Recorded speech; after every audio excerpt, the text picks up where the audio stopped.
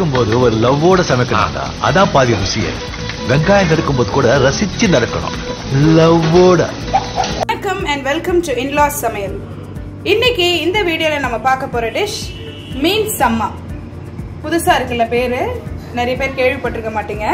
வாங்க இந்த மீன் சம்மா எப்படி செய்யறது, இதுக்கு என்னென்ன தேவைங்கிறத பார்க்கலாம். வணக்கம்.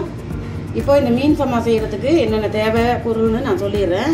ஃபஸ்ட்டு வந்து நான் ஒரு 6 பச்சை மிளகாய் எடுத்து 2ஆக உடச்சி வச்சுருக்கேன். இது ரொம்ப பெரிய பச்சை மிளகா.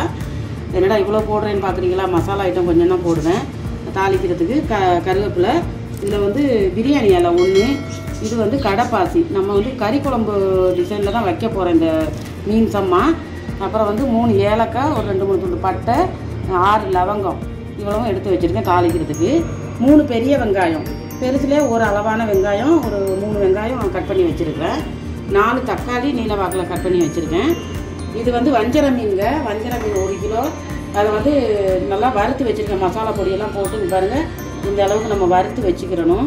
இது வந்து வறுத்து செஞ்சால் தான் நல்லாயிருக்கும். அடுத்து மசாலா ஐட்டங்கள் வந்து நம்ம எப்பவும் உள்ளது தான். மஞ்சள் பொடி 1/2 ஸ்பூன் எடுத்து வச்சுருக்கிறேன்.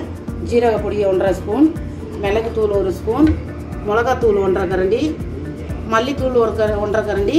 இது வந்து chilli powder, Kashmir chilli powder கலருக்காக இவ்வளவு எடுத்து வச்சுருக்கிறேன். அதுக்கு மெயினாக வந்து தேவைன்னா தேங்காய் பால் தான் இந்த மீன் சம்மாவுக்கு. இது வந்து தலைப்பால் நம்ம கடைசியாக விடுறதுக்கு தண்ணி பால் கொஞ்சம் எடுத்து வச்சுருக்கேன். இப்போ அதை எப்படி செய்கிறதுங்கிற பார்க்கலாம் வாங்க. இப்போது நான் வந்து இதில் ஒரு 2 கரண்டி எண்ணெய் சேர்த்துக்கிறேன். இந்த கரண்டியில் ஒரு 2 கரண்டி எண்ணெய், கொஞ்சம் நல்ல எண்ணெய் கொஞ்சம் அதிகமாக இருக்கணும். நான் அந்த மீன் பொரிச்ச எண்ணெயும் வச்சுருக்கேன், அதையும் இதில் சேர்த்துக்கிற போகிறேன். நீங்கள் கொஞ்சம் பெருசாக ஒரு அளவாக ஒரு சட்டி எடுத்துக்கோங்க. ஏன்னா சம்மா செய்கிறது வந்து நிறைய அளவில் தானே செய்வோம். நிறைய செய்கிற மாதிரி இருந்தால் இந்த மாதிரி ஒரு சட்டி நீங்கள் எடுத்துக்கலாம். அகலமாக இருக்கணும் சட்டி. இந்த குண்டா மாதிரி இல்லை குண்டா அப்படியே உருண்டையாக இருந்தால் மீன் வந்து போட முடியாது நம்ம. இப்போ நீங்கள் எல்லாமே 1 கிலோ மீனா? இது வந்து 1 கிலோ மீனுக்கு கூடவே இருக்குது. 1.5 கிலோ வச்சுக்கோங்களேன். நான் 1 கிலோன்னு சொல்லிட்டேன். 1.5 கிலோ மீன். அது இந்த மாதிரி பாத்திரம் எடுத்துக்கிறணும், அகலமாக இருக்கணும் அது செய்கிறதுக்கு. நம்ம இதில் வந்து கடுகு, வெந்தயம் அதெல்லாம் சேர்க்க தேவையில்லை. நான் வந்து இந்த பட்டை லவங்கம் அதெல்லாம் சேர்த்துக்கிறேன். எண்ணெய் காஞ்சதும் அப்படியே வந்து இந்த கருவேப்பிலையும் சேர்த்துக்கிறேன்.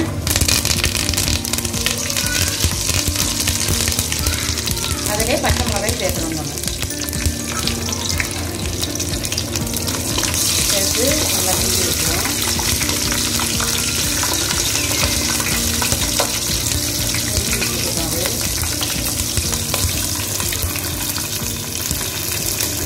இப்போ இந்த போட்ட தாளிப்பு பச்சை மிளகா, பட்டை இதெல்லாம் நல்லா வதங்கிடுச்சு.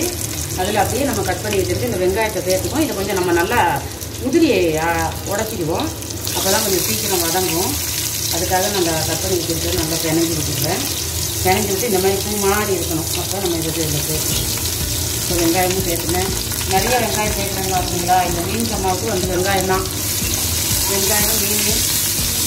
இது வந்து கறி குழம்பு வைக்கிற மாதிரி இல்லை, பிரியாணி டைப்பாக தான் இருக்கும் பார்க்குறதுக்கு. இதெல்லாம் செஞ்சதுக்கு அப்புறம் பாருங்கள், சூப்பராக இருக்கும். இப்போ இந்த வெங்காயத்தையும் போட்டு நல்லா வதக்கி விட்டு வச்சுருக்கேன். கொஞ்சம் நேரம் அந்த வெங்காயம்லாம் வதங்கட்டும். இப்போ என்ன திடீர்னு எல்லோ கலர் ஆகிடுச்சின்னு பார்த்தீங்க. இந்த நம்ம மீன் வறுத்துட்டு மீதி எண்ணெய் இருக்குல்ல, அந்த எண்ணெயும் நான் இதில் சேர்த்துட்டேன். டேஸ்ட்டு நல்லாயிருக்கும். மீன் சம்மாங்கிறது சென்னையில் அதிகமாக எனக்கு தெரிஞ்சு யாருக்கும் தெரியாது. வதங்கிறதுக்கு ஒரு 2 ஸ்பூன் உப்பு சேர்த்துக்கிறேன். 2 ஸ்பூனில் 1.5 ஸ்பூன் உப்பு சேர்த்துக்கிறேன். அப்போ கொஞ்சம் சீக்கிரம் வதங்கும். சேர்த்து நல்லா கிண்டி விட்டுணும். இது வதங்கும் போதே நல்ல வாசனையாக இருக்குது. உப்பு சேர்த்து இது நல்லா வதங்கணும்னு நம்ம அடுத்து ஓரளவு வதங்கிடுச்சு.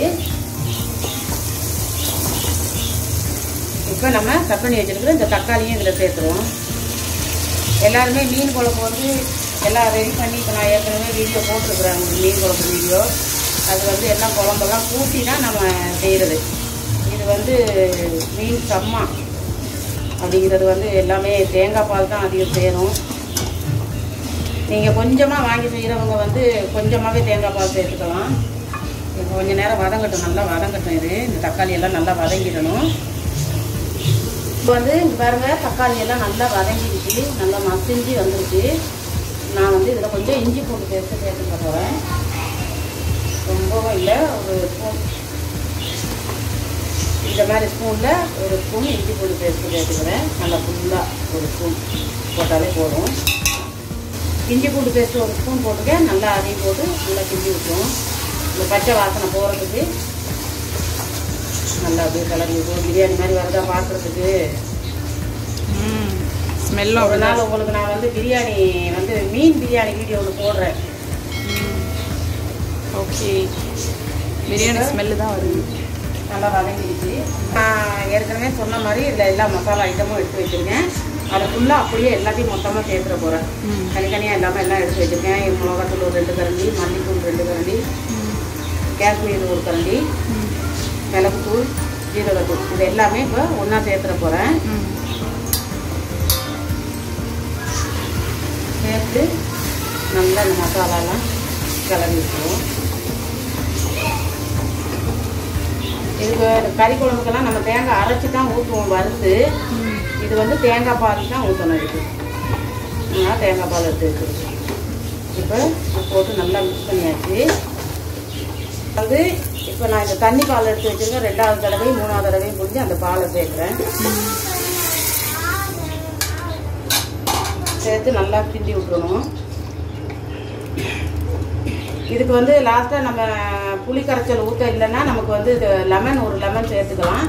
நான் வந்து கொஞ்சமாக புளி கரைச்சி எடுத்து வச்சுருக்கிறேன். இது பார்க்குறதுக்கு உங்களுக்கு அதிகமாக இருக்கிற மாதிரி தெரியும். நான் கொஞ்சமாக தான் சேர்த்துக்கிற போகிறேன். இதில் வந்து சும்மா ஒரு கரண்டி, இந்த கரண்டியில் ஒரு கரண்டி இன்னும் கொஞ்சம் இவ்வளோதான். நம்ம அதிகமாக நமக்கு தேவைன்னா அப்புறமா பார்த்துக்கிட்டு கூட சேர்த்துக்கலாம். அவ்வளோதான். இப்போ இதை நல்லா கொதிக்க விட்டுருவோம். நம்ம ஒரு மூடியை போட்டு மூடிடுவோம். ஓகே, நல்லா கொதிக்குது. அந்த 2வது பால் கொஞ்சம் புளி எல்லாம் ஊற்றுனதுக்கப்புறம் நல்லா கொதிச்சு கலர் பாருங்க, சூப்பராக இருக்குது.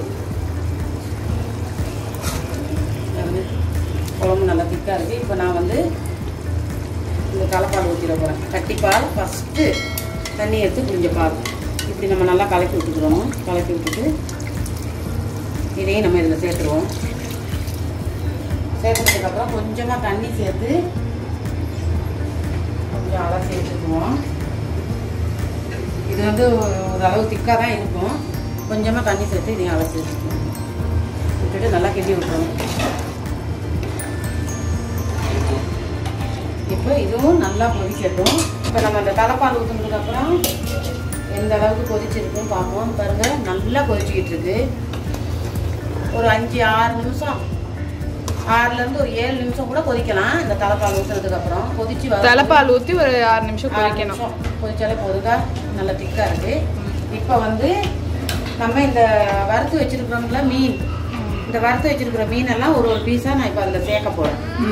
நம்ம இந்த குழம்பெல்லாம் ரெடி பண்ணிட்டு தான் மீனை சேர்க்கணும். அப்போ தான் உடையாமல் இருக்கும். இப்போ ஒரு பீஸாக சேர்த்துட போகிறேன்.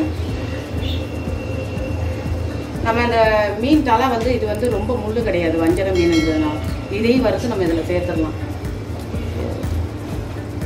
எடுத்து ஒரு பீஸாக போட்டுட்ருக்கேன். இப்படி அப்படியே ரவுண்டாக எல்லாத்தையும் சேர்த்துடணும். சேர்த்துட்டு நீங்கள் பாட்டுக்கு கரண்டியை விட்டு கிண்டி விட்டுறாதீங்க, உடஞ்சிரும். அப்படியே லைட்டாக நம்ம ஆட்டி எடுக்கணும். பொரிச்ச மீன் இது பேர் தான் சம்மா, மீன் சம்மா. இப்போ அப்படியே கத்தி எப்படி வருது நம்ம அம்மா அம்மானு அம்மா.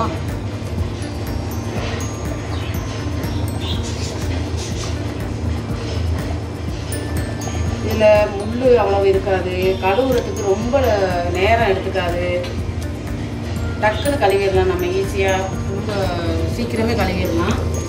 மீனெல்லாம் சேர்த்துட்டேன். சேர்த்துக்கிட்டு போகலாம். இது ஒரு தாரம் இது வர மீனை சேர்த்துக்கிறதுக்கப்புறம் நம்ம ரொம்ப கிண்டக்கூடாது, பார்த்துக்கோங்க. லைட்டாக இப்படி இந்த மீனெல்லாம் நல்லா முங்கிருச்சா? மூழ்கிருச்சு. இப்போ இதை வந்து நம்ம இன்னும் ஒரு 5 நிமிஷம் கொதிக்க விட்டுருவோம். மீனை போட்டு இன்னொரு 5 நிமிஷம். ஆமாம், மீன் போட்டதுக்கப்புறம் ஒரு 5 நிமிஷம் கொதிக்கணும். சரி, நம்ம இந்த தலைப்பால் விட்டு மீனெல்லாம் போட்டதுக்கப்புறம் சூப்பராக கொதிச்சுட்டு இதாக வத்தி வந்துருச்சு. மீனெல்லாம் அப்படியே உடையாமல் இருக்குது. போட்ட மீன் உடையவே இல்லை. 5 நிமிஷம் கொதிச்சாலும் நல்லா டிக்காயிருச்சு. அவ்வளோதான், 5 நிமிஷம் தான். நம்ம மீன் போட்டதுக்கப்புறம் 5 நிமிஷம். ஏன்னா இந்த குழம்புல உள்ள மசாலாலாம் மீனில் பிடிக்கணும். ஆல்ரெடி நம்ம மசாலா போட்டு தான் பொரிச்சிருக்கிறோம். ஆமாம், அந்த குழம்புல உள்ள மசாலாவும் இதில் பிடிச்சாதான் டேஸ்ட்டு சூப்பராக இருக்கும். கறி துண்டு மாதிரி இருக்கு. மீன் வஞ்சர மீனில் நல்லா இருக்கும். பார்த்தீங்கன்னா ஒரு துண்டு ஒரு பீஸாவது உடைஞ்சிருக்கா பாருங்க, உடையவே இல்லை பாருங்க. கிண்டி தான் எடுக்கிறேன், உடையவே இல்லை பாருங்க, சூப்பராக இருக்கும். இப்போ மீன் சம்மா ரெடி. நமக்கு இன்னும் குழம்பு கொஞ்சம் வத்தணும், நம்ம என்ன கொஞ்சம் திக்காக ஆகணும்னா இன்னும் கொஞ்சம் கூட வத்த விட்டுக்கலாம்.